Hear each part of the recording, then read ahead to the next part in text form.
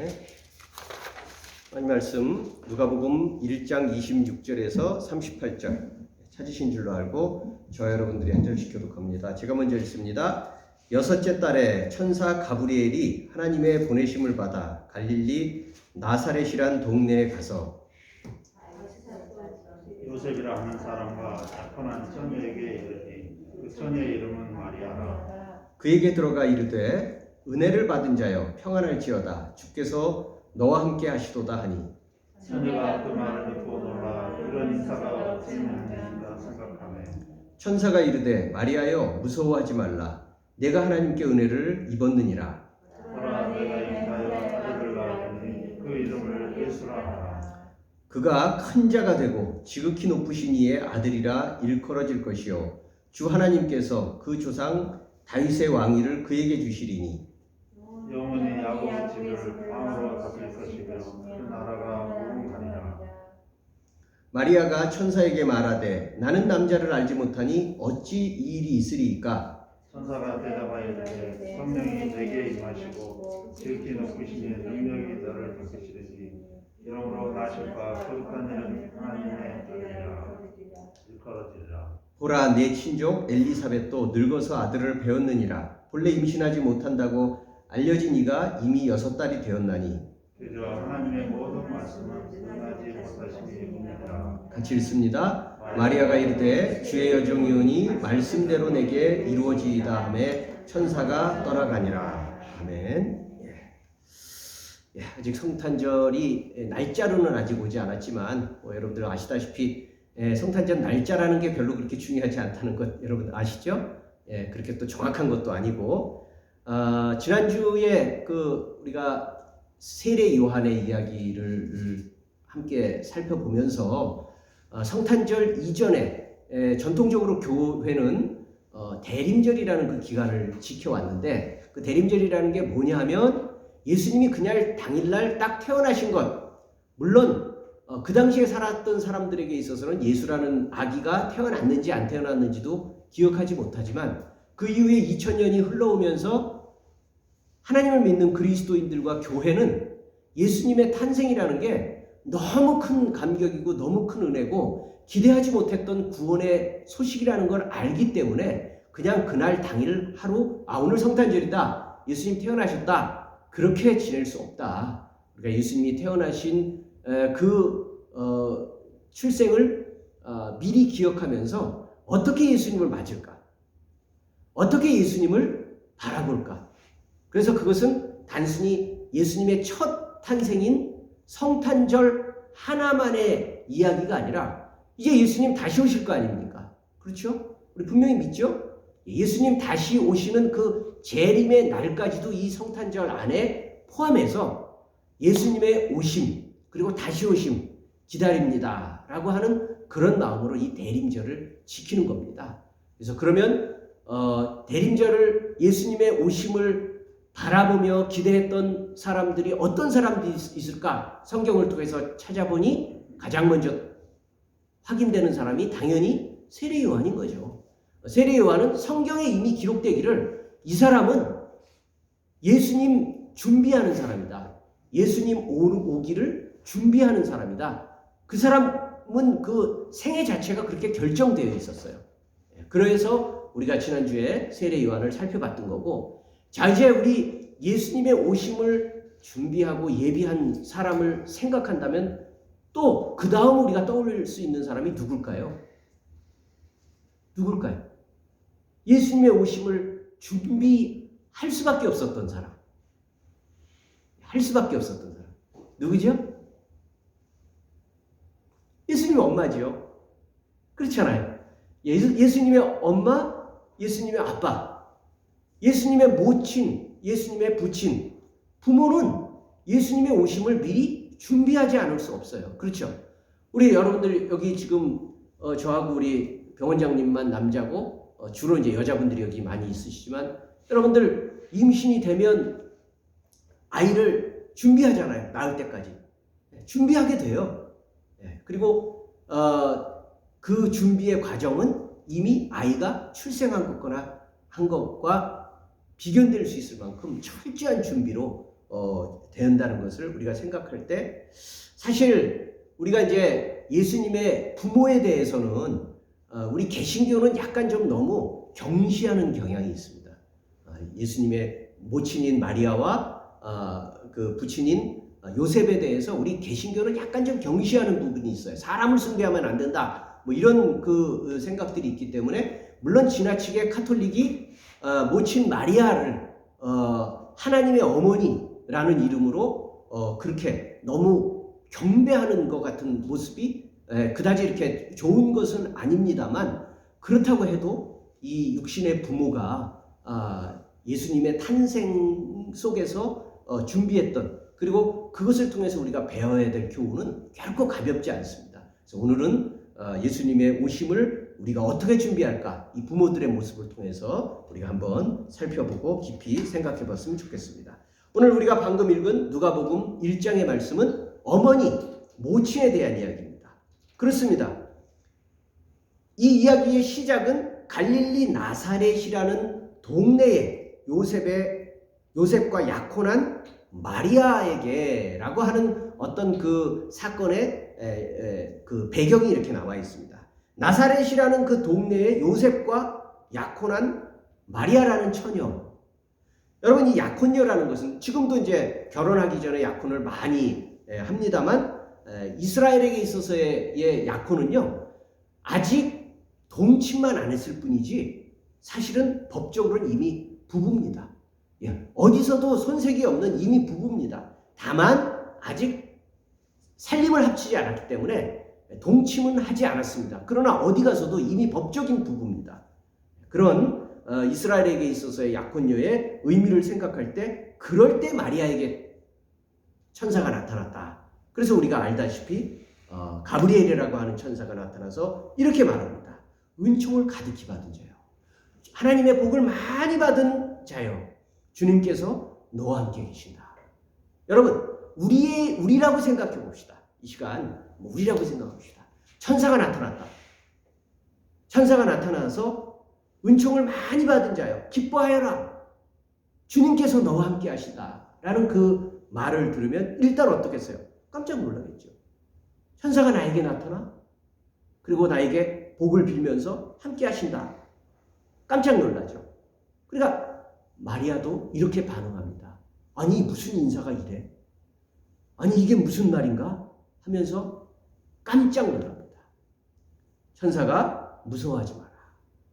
내가 하나님께 은혜를 입었다. 라고 하면서 31절에서 33절까지 이야기를 쭉 해줍니다. 근데 무서워하지 마라. 두려워하지 말라. 라고 말하고 나서 뒤에 해주는 얘기가 더 무서워요. 앞에는 그래도 축복이잖아요. 천사가 나타나서 복을 빌어주고 그리고 무서워하지 마라. 두려워하지 말라. 라고 말해주고 그리고 나서 해주는 얘기가 더 무섭습니다. 무슨 얘기예요? 네가 곧 임신할 것이다. 네가 곧 임신할 것인데 아들을 낳으리니 이름을 예수라고 하라. 근데 그 예수는 어떤 사람이냐면 지금까지 네가 알고 있는 네 민족 이스라엘이 그토록 바라고 기다리고 사모하고 고대하던 그 다윗의 왕위를 이어서 이스라엘을 구원할 구주로 나실 분이다. 임금으로 오실 분이다. 그리고 그 나라는 영원 무궁할 것이다. 이런 얘기를 하는 거예요. 자, 다시 한번 여러분들에게 그 천사가 나타나서 얘기한다면 지금도 여러분 태몽이라는 걸 많이 꾸잖아요. 그죠? 저도 저희 어머니가 태몽을 꾸셨다고 말씀을 하셨고 또 저희 아이들이 날 때도 저희 어머니 또 아내가 저는 못 꿨어요. 태몽을 꿨습니다. 그러니까 그 태몽이라고 하는 것이 결코 그냥 예사로 드릴 만한 것이 아니잖아요. 마찬가지로 여기서도 예수님의 탄생에 대해서 태몽은 아니지만 분명히 그러한 예고를 하는 이야기를 들었을 때에 그 얘기가 그냥 반갑게만 들리겠냐는 거예요. 첫째는 이 여자에게서는 두려운 일입니다. 왜요? 처녀니까.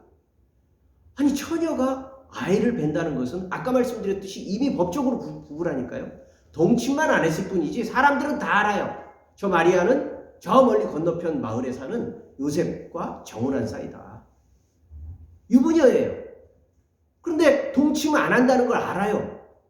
그런데 애를 가졌어요. 그럼 이건 누가 봐도 불륜인 거죠. 그러니까 그 말을 들을 생각을 하면 이 여자는 두려울 수밖에 없죠. 더군다나 그 뒤에 아이를 낳을 것인데 그 아이가 대단한 아이다 라는 것도 엄청 부담스러운 얘기입니다. 여러분, 하나님의 아이를 여러분들이 뵀다고 생각해 주십시오. 그게 그렇게 쉽게 받아들일 일입니까? 굉장히 부담스러운 일입니다. 그 아이가 온 세상에 구주가 될 것이다. 그 나라는 영원할 것이다. 좋지만 그게 남의 일이라고 추측이 되니까 좋은 일이지 내 일로 받아들이면 어이구 어떡하지? 이게 무슨 얘기야? 난 감당할 만한 능력이 없는데. 그리고 처녀가 더군다나 모든 게 다 놀라운 일입니다. 모든 게 다 놀라웠게 받아들일 수 없는 일입니다. 그러니까 마리아가 하는 얘기는 아주 자연스럽죠. 아유, 저는 남자를 아직 알지 못하는데요. 무슨 얘기입니까? 남자하고 저는 성적 접촉을 해본 적이 없습니다. 요셉을 포함해서 그 누구와도 저는 그런 행동을 한 적이 없는데 어떻게 아이를 뵙니까? 자, 가브리엘이 뭐라고 합니까? 하나님께서 직접 하시는 일이니 이상히 여기지 말라. 하나님이 정하시면 세상에 가능하지 못할 일이 어디 있겠느냐. 35절에서 37절까지 이야기가 바로 그렇게 전개됩니다. 여러분, 우리는 단순히 여기서 주고받는 대화가 그냥 대화가 길지 않고 짧지만 분위기를 우리가 생각을 해볼 때는 이 말들이 결코 예사로이 쉽게 우리 이렇게 잡담하듯이 아니면 TV 볼 때 그냥 이렇게 재미있게 누워서 리모컨 이리 돌렸다 저리 돌렸다 연속극 보듯이 그렇게 진행되는 대화가 아닐 거라는 것을 우리는 얼마든지 감지할 수 있습니다. 하나님이 예정하셨다. 하나님이 계획하셨다. 너에게 일어나는 일이지만 하나님이 하시는 일이다. 두려워하지 말라. 그렇기 때문에 마리아는 더 이상 사실 계속 궁금하겠죠. 계속 물을 게 많지 않겠어요? 그럼에도 불구하고 마리아는 더 이상 말하지 않습니다. 거기서 멈춥니다. 그리고 38절 우리 다시 한번 같이 읽습니다. 38절입니다. 같이 읽습니다. 시작. 마리아가 이르되 주의 여정이니 말씀대로 내게 이루어지이다 하매 천사가 떠나가니라. 그렇습니다. 물을 것이 없기 때문에 멈춘 게 아니라 물을 것이 있어도 하나님의 기운에 압도된 겁니다. 아, 이건 정말 하나님이 하시는 일이구나 라는 것을 받아들일 때 사람은요, 인간적인 질문이 멈추게 됩니다. 그거 인간적인 질문 더 많이 해봐야 풀리는 것도 없어요. 그냥 그 자리에서 멈춰서 하나님의 능력 앞에 압도되는 장면이 여기서 나타나고 있습니다. 마치 여러분 신비한 꿈을 꾸고 일어나서 뒤숭숭한, 우리 이제 꿈을 꿀 때 뭐 저도 꿈을 참 많이 꾸지만 거의 대부분 개꿈이지만 어떨 땐 정말 뭔가 의미가 있는 굉장히 생생한 꿈을 꾸기도 하잖아요. 그럼 일어나서도 계속 생각이 납니다. 계속 생각이 납니다. 그렇지만 이건 더군다나 꿈도 아닙니다. 얼마 뒤부터 마리아에게 실제로 임산부와 같은 조짐이 일어납니다. 느끼겠죠. 사실 이런 설교를 한다고 해서 아무리 목사지만 이런 설교를 한다고 저는 다 감으로 하는 얘기고 여러분들은 아실 겁니다. 임신이라는 게 어떤 건지. 뱃속에 아이가 생겨서 잉태가 돼서 이제 며칠이 지나고 몇 주가 지나고 몇 달이 지나고 모르죠, 처음에는. 그러나 몇 주가 지나고 몇 달이 지나고 또 그것이 반년이 지나고 수개월이 지나가면서 밖으로 보이기 전부터 몸의 변화가 일어나는 것들을 여자는 알고 있었을 것이고 분명히 마리아도 그것을 느꼈을 겁니다. 여러분, 그래서 참 이런 거 생각해보면 너무 신기하지 않습니까? 예수님이 하나님이신데 여자 몸을 빌어서 잉태됐는데 그럼 분명히 마리아도 보통 여자하고 똑같이 몸에 임신했을 때 그 느낌을 다 갖고 있다는 거예요. 막 우리 뭐 헛구역질하고 뭐 미식미식대고 자기 뭐 그런 것들도 분명히 마리아도 다 경험했을 거라는 거죠. 참 그런 거 생각해 보면 너무너무 성경의 그 예수님의 탄생이라는 것은 놀랍기 그지없습니다. 어쨌든 그런 그 변화를 직접 느끼면서 이제 그 마리아는 자기로서는 설명할 수 없지만 분명히 생명이 자기 속에 잉태되었고 그 가브리엘 천사가 한 얘기가 사실이구나 믿었지만 정말 더 실감을 하면서 10달을 지냈을 겁니다.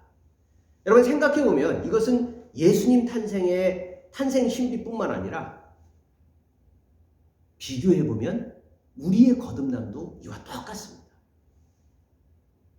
여러분 성령이 잉태하신 거지 자기가 임신한 게 아니잖아요. 이 마리아가. 근데 몸에서는요. 그 얘기를 받아들이는 순간부터 몸의 변화가 일어나요. 그리고 생명이 자랍니다. 여러분 우리 거듭남을 생각해 보십시오. 우리 거듭남이 우리가 한 게 뭐 있습니까? 우리가 착해지면 거듭납니까? 아니면 공부를 열심히 하면 거듭납니까? 우리가 무슨 뭐 높은 지위에 올라가면 그럴듯해지면 거듭납니까? 아니거든요. 그냥 하나님이 주시는 말씀의 씨앗을 믿음으로 받아들이고 내가 그렇습니다. 내 힘으로는 절대 이 세상에서 구원받을 힘도 능도 없고 어떤 자격도 지위도 없습니다. 인정하면서 받아들이면 생명이 잉태되는 거예요. 우리 안에. 그렇죠. 우리 안에 변화가 생겨요. 생명이 자라는 것을 우리가 느껴요. 우리가 거듭나는 거예요. 다시 태어나는 거죠. 그래서 이 예수님의 탄생은 단순히 2000년 전에 예수님이 이 땅에 육신을 입고 태어나셨다 그 얘기뿐만 아니라 곧 우리가 예수님으로 인해서 성령으로 인해서 임신이 되어서 성령의 씨가 들어와서 임신이 되어서 우리가 아기로 다시 태어난다는 그 사실로도 받아들일 수 있는 거죠. 우리로는 도무지 설명할 수 없는데 분명한 건 뭐예요? 생명이 자란다는 거예요. 그래서 우리가 우리 스스로에게 의심해서는 안 되는 게 우리가 생명이에요. 우리는 계속 자랍니다. 우리가 아무리 못나고 우리 스스로가 생각할 때 미흡하기 그지없다 할지라도 우리는 하늘에 의해서 성령에 의해서 태어난 생명이니까 우리는 어떻게 해요? 생명은 살아있으면 계속 자라죠. 우린 자라게 되어 있습니다. 그걸 우리는 감사해야 돼요. 그리고 우리는 이 상황에서 또 한 가지 우리가 생각을 해볼 때 저는 오늘 말씀을 준비하면서 그런 생각을 참 많이 합니다. 여러분 이 자리에도 보면 남자 둘, 여자 셋 이렇게 있지만 교회도 어느 교회를 가봐도 뭐 전혀 없다라고는 얘기할 수 없지만 대부분의 교회는요 남자 성도보다 여자 성도가 훨씬 많습니다. 근데 그거는 개신교만 그러냐? 아닙니다. 불교도 그렇고요. 모든 종교에는요 여성 신도들이 남성 신도들보다 훨씬 많습니다. 이제 왜 종교성이 여자가 더 많을까? 그 이유를 얘기하는 여러 가지가 있는데 저는 갑자기 그 생각이 들더라고요. 아까 말씀드렸던 것처럼 생명에 대한 잉태, 생명을 잉태한 그 변화의 생명의 신비를 남자는 솔직히 잘 몰라요. 전에 듣는 얘기이기 때문에 자기 자식이라도 그냥 아내가 낳았다, 엄마가 낳았다 라는 것을 전해 들으면서 아 이게 내 자식이야 라고 얼굴 보니까 비슷하고 이렇게 혈액형 해도 여기서 나온 게 틀림없다 이렇게 하는 거지 내 안에 있는 그 변화의 신비로 느끼지 못합니다. 그러나 여성은 다릅니다. 여성은 생명을 남자보다 훨씬 잘 느낍니다. 이해합니다. 그래서 여성들이 더 신앙심이 깊지 않을까 저는 그렇게 한번 생각을 해봤습니다. 아무튼 말할 수 없는 생명의 그 원리, 이치를 우리가 더 깨우칠수록 하나님께서 사람으로 태어났다는 그것이 불가능해. 세상에 그런 일이 어딨어? 라고 우리가 생각하는 것이 아니라 이것은 뭐 단순히 뭐 이성을 갖다 버려야 된다. 이성은 무시해야 된다. 그 얘기가 절대 아닙니다.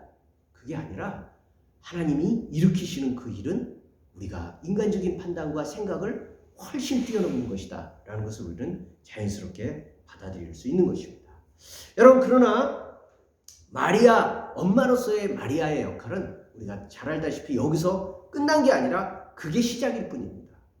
그리고 특별히 예수님을 낳아서 40여일이 지났을 때 예수님의 일족들이 부모가 하나님 앞에 감사 예배를 드리기 위해서 예루살렘 성전으로 갔었죠. 예루살렘 성전으로 가서 그 아이를 하나님께 봉헌하는 거예요. 아들이기 때문에 하나님 앞에 봉헌하는 그 유대의 절차에 따라서 갔을 때 거기 성전에서 시므온이라는 어떤 노인을 만나게 됩니다. 시므온. 이 시므온이라는 노인은 오래전부터 자기가 그동안 자기들이 기다렸던 메시아를 볼 것이다라는 예언을 받고 있었어요. 그래서 이제나 저제나 그 메시아 아기가 언제 나올까? 그러다가 마리아와 요셉이 아기를 데리고 올 때 딱 알게 됐어요. 그래서 부모에게 이렇게 예언을 합니다. 마리아에게 이렇게 말합니다. 누가복음 2장 34절 35절에 보면 수많은 사람들이 이 아기 앞에서 걸려 넘어지기도 하고 일어나기도 할 것입니다. 특히 많은 사람들이 이 아기를 반대할 것인데 그럴 때마다 어머니인 당신의 마음은 예리한 칼에 찔리듯이 아플 것입니다. 이 아기가 앞으로 이 아기 때문에 수없이 많은 사람들이 이 아기를 받아들이는 것 때문에 그가 흥하기도 하고 이 아기를 받아들이지 않기 때문에 자기들 스스로가 심판을 자초하기도 할 것입니다. 그러나 이 아기가 앞으로 많은 반대를 받을 것인데 그럴 때마다 어머니인 당신의 마음은 칼로 찌르듯이 아플 것입니다.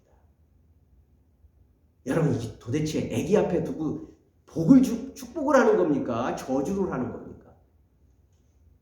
그러나 이 이야기를 이 마리아는 들어야만 했습니다.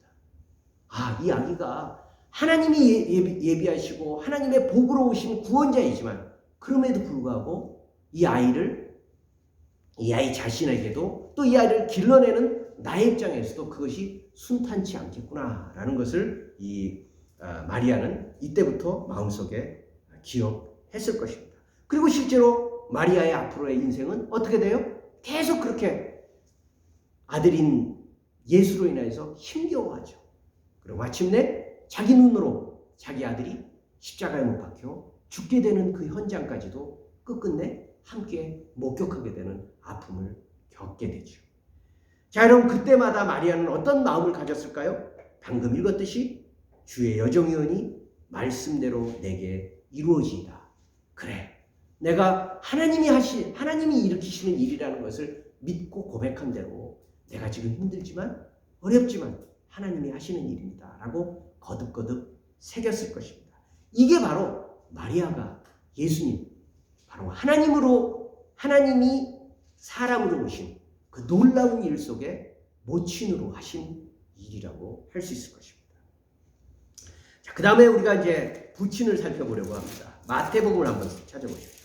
마태복음 1장 18절에서 25절입니다. 이 역시 우리가 잘 아는 말씀입니다. 제가 시간 관계상 빨리 읽도록 하겠습니다. 1장 18절에서 25절입니다. 예수 그리스도의 나심은 이러하니라. 그의 어머니 마리아가 요셉과 약혼하고 동거하기 전에 성령으로 잉태된 것이 나타났더니 그의 남편 요셉은 의로운 사람이라 그를 드러내지 아니하고 가만히 끊고자 하여 이 일을 생각할 때에 주의 사자가 현몽하여 이르되 다윗의 자손 요셉아 내 아내 마리아 데려오기를 무서워하지 말라. 그에게 잉태된 자는 성령으로 된 것이라.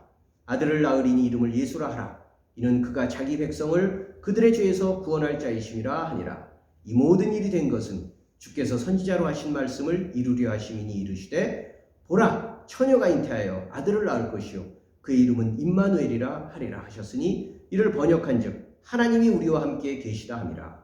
요셉이 잠에서 깨어 일어나 주의 사자의 분부대로 행하여 그의 아내를 데려왔으나 아들을 낳기까지 동침하지 아니하더니 낳음의 이름을 예수라 하니라. 여러분, 똑같은 사건을 엄마의 관점에서 누가복음에서 기록한 것이고 또 이 마태복음은 아버지 요셉의 관점에서 기록한 것입니다. 여러분, 요셉은 자기에게 먼저 일어난 일이 아니기 때문에 나중에 전해 들었어요. 자기의 정혼이요 마리아가 임신을 했다는 소리를 아마 이렇게 직접 전해줬을 것 같아요. 그 얘기를 마리아가 뭐 이렇게 소문처럼 흘려버리진 않았을 거 아니에요. 그러니까 아마 자기나 또는 뭐 누구를 시켜서 이 요셉에게 전해줬을 것 같습니다. 그러나 여러분 그 얘기를 요셉이 믿을 수 있을까요? 믿을 수 없죠. 뭐 무슨 일이 생겨놓고서 변명하는 것밖에는 아니잖아요. 그러니까 요셉이 고민하는 겁니다. 어떻게 하면 좋을까? 요셉은 참 하나님의 말씀에 충실한 사람이고 따뜻한 사람이었습니다. 원래 아까 말씀드렸듯이 정혼을 했다고 하면 이미 법적인 부부예요. 근데 이스라엘에서 법적인 부부 아내가 이렇게 다른 남자의 애를 뱄다. 그럼 우리 구약의 율법에서 많이 봤잖아요. 돌 맞아 죽어야 돼요. 죽이는 게 법이에요. 그런데 그렇게 하지 않을 수 있는 길이 뭘까? 파혼을 해야 되겠다. 파혼을 해서 나와 상관이 없는 일로 이렇게 만들어버리면 그래도 경감이 되거든요. 그러니까 부부 있는 상태에서가 아니라 그냥 처녀가 어떻게 무슨 끔찍한 일을 당해서라든지 뭐 그렇게 해서 둘러댈 수 있는 일들이 있으니까 차라리 파혼을 하는 게 마리아에게 차라리 도움이 될 것이다. 이렇게 이 요셉은 따뜻한 마음을 가지고 파혼을 하려고 했던 거죠. 바로 그런 상황에서 천사가 또 나타나는 겁니다. 여기서 또 이야기의 시작이 어떻게 돼요? 20절에서 22절도 똑같이 나타납니다. 그때 주의 사자가 꿈에 나타나 무서워하지 말라. 무서워하지 말라. 마리아 천사 임재 때 똑같은 단어, 헬라어로도 똑같은 단어입니다. 무서워하지 마라. 우리 다른 곳에는 두려워하지 말라라고도 쓰기도 하는데 한글 번역은 무서워하지 마라, 두려워하지 말라 이렇게 달리 쓰지만 헬라어 단어로는 똑같습니다. 무서워하지 마라, 두려워하지 마라. 왜 그래요? 두 사람 다 자기가 당한 상황이 두려운 상황이거든요. 있을 수 없는 일이에요. 여러분 우리 모두는요. 하나님의 은혜를 늘 입기 원하죠. 하나님의 섭리를 깨닫기 원합니다. 우린 늘 그래야 됩니다. 사실 저도 그렇고요. 하나님의 특별한 은혜를 받기 원합니다. 그러나 여러분 실제로 하나님의 특별한 은혜를 받을 때 우리의 첫 반응은요. 언제나 두려워요. 두려워요. 왜요? 차원이 다른 경험이거든요. 사람이 경험할 수 있는 그것과 다른 차원이 다른 경험이기 때문에 우린 먼저 두렵습니다. 성경 곳곳에 이런 표현들이 엄청나게 많이 나타납니다. 신명기에 보면요. 여러분 알다시피 가나안에 정탐꾼을 보낼 때 여러분 가나안 땅이 얼마나 그 이스라엘 오합지졸들이 볼 때는 무서운 땅입니까? 근데 거기가 과연 우리가 정복할 수 있을까? 정탐을 보냈을 때 그럴 때 신명기 1장 29절을 보면 내가 너희에게 말하기를 그들을 무서워하지 말라, 두려워하지 말라. 그리고 나서 받아들였을 때 어떻게 됐어요? 약속의 땅에 들어가게 됐죠. 또 여러분 이제 예수님이 죽으셨어요. 그리고 대충 매장을 해놓고서 며칠 후에 여자들이 가서 제대로 된 장례를 치르려고 가서 보니까 어때요? 시신이 없어졌어요. 그리고 천사가 나타났어요. 그럴 때 이렇게 말합니다. 천사가 여자에게 말하되 너희는 무서워하지 말라. 십자가에 못 박히신 예수를 너희가 찾는 줄 내가 아노라. 그리고 믿음으로 받아들였을 때 과연 부활하신 예수님을 만나게 됩니다.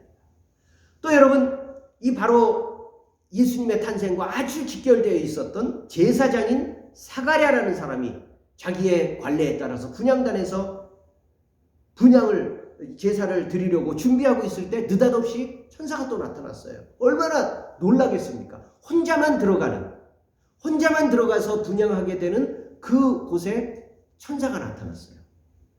누가복음 1장 13절에 보면 천사가 그에게 이르되 사가랴여 무서워하지 말라. 너의 간구함이 들린지라. 내 아내 엘리사벳이 내게 아들을 낳아주리니 그 이름을 요한이라 하라. 그리고 어떻게 됐어요? 진짜 가장 큰 예언자인 요한이 탄생했습니다.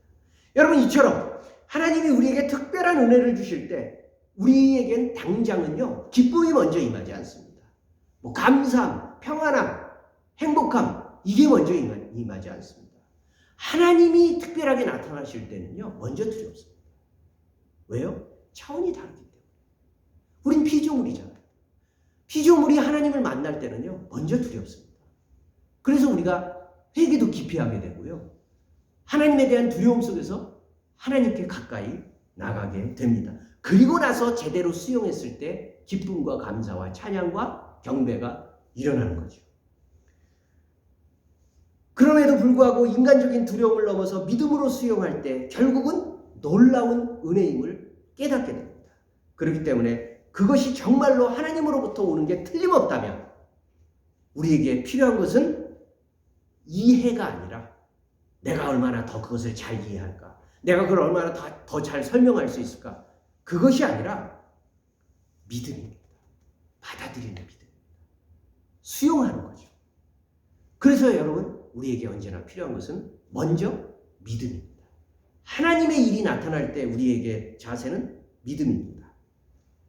그런데 약혼녀 마리아가 아이를 뵌 사건은 그저 놀랍게 임신한 사건에서 그치는 게 아니라 23절을 보면 방금 좀 전에 우리가 읽었었죠? 23절에 보면요. 임마누엘의 사건입니다. 임마누엘이 뭐예요? 하나님이 오신 사건입니다.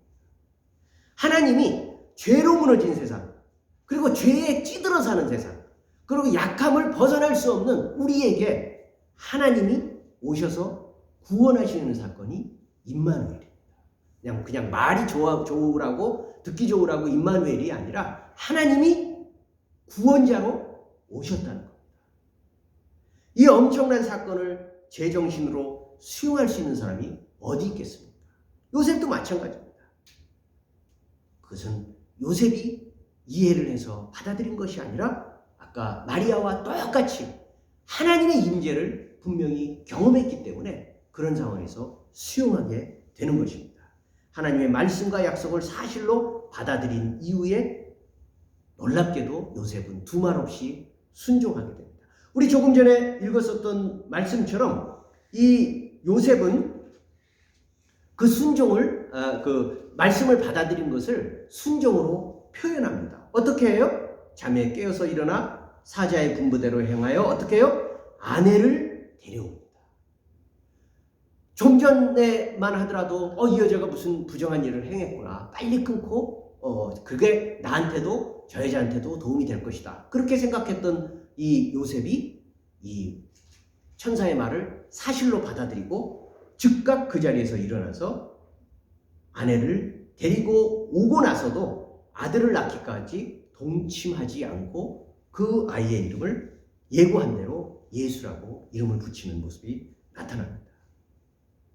여러분, 사실은 그런 면에서 본다면 마리아도 대단한 수용이지만 요셉이 그런 면에서는 더 놀라운 순종의 모습을 보이는 것처럼도 보입니다. 이건 뭐 비교할 문제가 아니라. 왜요? 자기에게 일어난 일이 아니잖아요. 자기 몸에서 일어난 일도 아니잖아요. 그럼에도 불구하고 그 천사의 얘기를 자기가 받아들이는데 실제로 보면 요셉에게 있어서 예수는 피 한 방울 섞이지 않은 아이입니다. 자기 피 한 방울 섞이지 않은 아이를 말씀으로 받아 믿어서 그때부터 그 아들 예수뿐만 아니라 아내 마리아를 믿어주고 돌보면서 지키며 우리가 알다시피 성경 그 이후의 장면이 어때요? 계속 이 예수님이 태어나시고 또 태어나신 이후에도 계속 예수를 죽이기 위한 위협이 있었기 때문에 도망다니잖아요. 요셉이 없었다. 요셉이 지켜주지 않았다면, 요셉이 든든한 아버지가 되주지 않았다면, 남편이 되주지 않았다면 예수도 마리아도 지켜지기 어려웠을 것입니다. 그러나 어느 순간부터 성경 어느 곳을 봐도 요셉이 갑자기 사라집니다. 처음부터 조연이었는데 끝까지 조연으로 남아요. 요셉은 아마 일찍 죽은 것 같아요. 일찍 죽은 것 같아요. 또 끝까지 조연으로 살다가 슬그머니 사라져 버린 사람이 바로 요셉입니다. 예수님이 세상에 오신 하나님이면서도 불구하고 우리는 분명히 그분이 한 사람으로 태어나서 자랐다는 것을 우리 성탄절에 다시 한번 기억해야 됩니다. 그분은 하나님이시다. 믿어야 됩니다. 그것을 확실히 우리는 받아들여야 됩니다. 그럼에도 불구하고 동시에 그분은 사람으로 오셨다.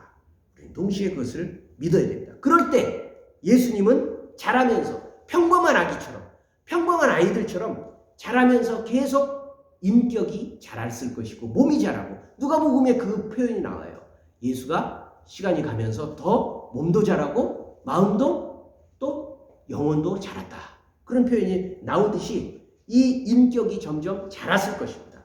그러면 이 예수의 인격 형성에 가장 큰 영향을 끼쳤을 사람이 누굴까요?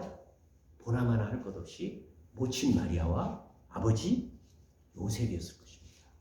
두 사람이 보이지 않지만, 그 뒤에 부분에는 세세히 보이지 않지만 그 두 사람이 예수를 인간으로서 자라게 하는데 얼마나 큰 영향력을 행사했을지 하는 것을 우리는 성탄절에 다시 한번 기억해야 할 것입니다. 이제 우리는 두 가지 교훈을 더 생각해 보면서 말씀을 마치려고 합니다. 여러분, 우리에게 무엇보다도 필요한 것은 하나님 앞에서 우리 믿음을 다시 배워야 될 필요가 있습니다. 천사가 예수님의 탄생에 대해서 고지하는 그것에 대해서 분명히 천사가 전해준 하늘의 말씀이지만 마리아와 요셉은 억지로라도 수용할 수밖에 없었을까요? 무조건 수용해야 된다. 이건 억지로 네가 원하든 원치 않든 무조건 수용해야 된다. 그랬을까요? 아닐 것입니다. 만약에 그랬다면 얘기해 줄 필요도 없죠. 뭐 굳이 뭐하라고 얘기해 주겠어요. 그냥 이루어지면 되는 거죠. 그냥 몸만 빌리면 되는 것일 것입니다. 그러나 마리아와 요셉은 그렇지 않습니다. 천사가 나타나서 세세히 설명을 해줍니다. 그리고 두 사람은 그것을 믿음으로 받아들여서 수용하고 순종합니다. 그렇습니다. 하나님은요, 우리에게 믿음을 왜 요구하시느냐 하면 기계적으로 할 수밖에 없는 것이 아니라 받아들여서 하나님의 뜻을 이루라고 하신 겁니다. 우리도 마찬가지죠. 계속 하나님의 뜻을 이루는 것은 기계적으로 우리가 어쩔 수 없이 그 길을 가는 게 아니라 받아들여서 믿음으로 수용할 때 우리를 통해서 하나님 나라의 일이 일어난다니까요. 놀랍지 않습니까? 별것도 아닌 우리가 하나님의 일을 한다니까요. 그렇기 때문에 감사하게도 마리아와 요셉은 자기들 생각으로는 도무지 이해하기도 받아들이기도 힘든 일이었지만 메시아의 수태를 하나님의 말씀으로 인정했고 믿은 후에는 하나님의 처분에 맡기고 순종했기 때문에, 이들이 순종했기 때문에 우리에게 예수가 오신 겁니다. 너무 감사한 거죠. 너무 감사한 거죠. 그렇기 때문에, 그러므로 우리가 하나님의 모든 뜻을 다 이해해야 순종할 수 있다면 그것은 믿음이 아닐 것입니다. 비록 우리가 지금은 다 이해하지 못할지라도 어쩌면 지금 우리에게도 이해하지 못한 일들이 일어나고 있을지도 몰라요. 그러나 여러분, 우리가 다 이해해서 수용하는 게 아니라 하나님이 일으키시는 일은 우리가 받고 순종하면 이해하게 하시는 날이 올 것입니다. 고린도전서 13장 12절에 보면 우리가 지금은 거울로 보는 것 같이 희미하나 그때는 얼굴과 얼굴을 대하여 볼 것이요 지금은 내가 부분적으로 알아 그때에는 주께서 나를 아신 것 같이 내가 온전히 알리라. 그래서 하나님께서 하시는 일의 첫 번째 우리의 반응은 분명히 믿음입니다. 한 가지만 더 생각해 본다면 우리가 동시에 마리아와 요셉의 자녀를 대하는 모습을 배워야 됩니다. 우리는 다시 한번 기억해야 됩니다. 우리가 낳았다고 해서 그 자식이 우리 것이라는 생각을 가지면 안 됩니다. 마리아와 요셉 얘기뿐만 아니라 우리에게도 내가 낳았다고 해서 그게 내 것이라고 생각하면 엄청난 착각입니다. 우리가 아무리 자녀를 사랑한다고 해도 여러분들 가만히 생각해 보십시오. 여러분들이 여러분들의 자녀를 위해서 해줄 수 있는 게 뭐가 있습니까? 출생을 여러분들 마음대로 했습니까? 죽음을 여러분들이 마음대로 할 수 있습니까? 재산, 지위, 배우자, 아프고 건강하고 신앙조차도 내가 아무리 열심히 기도한다고 해서 그 아이의 신앙을 내가 이렇게 저렇게 할 수 없어요. 내가 우리 자녀에게 넘겨줄 수 있는 건 사실은 거의 없어요. 해줄 수 있는 게 별로 없어요. 진짜 사랑은 엄청나게 하는데 사랑하지만 해줄 수 있는 게 없어요, 진짜. 그래서 우리 육신의 부모의 할 수 있는 가장 큰 역할은 뭐냐면요. 아, 내가 진짜 부모가 아니구나. 진짜 부모는 따로 계시구나. 라는 것을 내가 먼저 깨닫는 겁니다. 그래서 내 자녀를 하나님 처분에 맡기는 겁니다. 하나님 처분에 맡기는 겁니다. 이게 부모로 할 수 있는 가장 큰 역할입니다. 마리아 요셉은 그렇게 했습니다. 자기가 할 도리를 다 하면서도 깨우치시면서 도와주시면서 인도하시는 길을 깨달으면서도 이 자식은 예수는 내 자식이 아니다 라는 것을 인정하면서 맡겼기 때문에 그 어려운 일들도 메시아의 부모로서 잘 감당할 수 있었습니다. 이것은 저와 여러분들에게도 교훈이 될 것입니다. 우리 자녀들도 나의 것이 아닙니다. 하나님께 처분을 맡길 뿐만 아니라 하나님께서 가장 선한 것으로 인도하실 것을 믿고 우리가 그런 믿음의 본을 보여주는 것이 우리 자녀를 위해서 가장 큰 일을 한다는 것을 우리가 이 말씀을 통해서 다시 한번 새기면서 우리가 얼마 남지 않은 예수님의 오심을 준비하는 것은 오늘은 믿음으로 준비하는 것, 내가 믿음으로 살아가는 것, 또 우리의 자녀를 내 소유가 아니라 하나님의 자녀로 인정하고 하나님께 바쳐드리는 것, 이것을 통해서 우리가 주님의 오심을 준비할 수 있는 그런 하나님의 귀하고 복된 성도들 되시기를 예수님의 이름으로 간절히 축원드립니다. 아멘.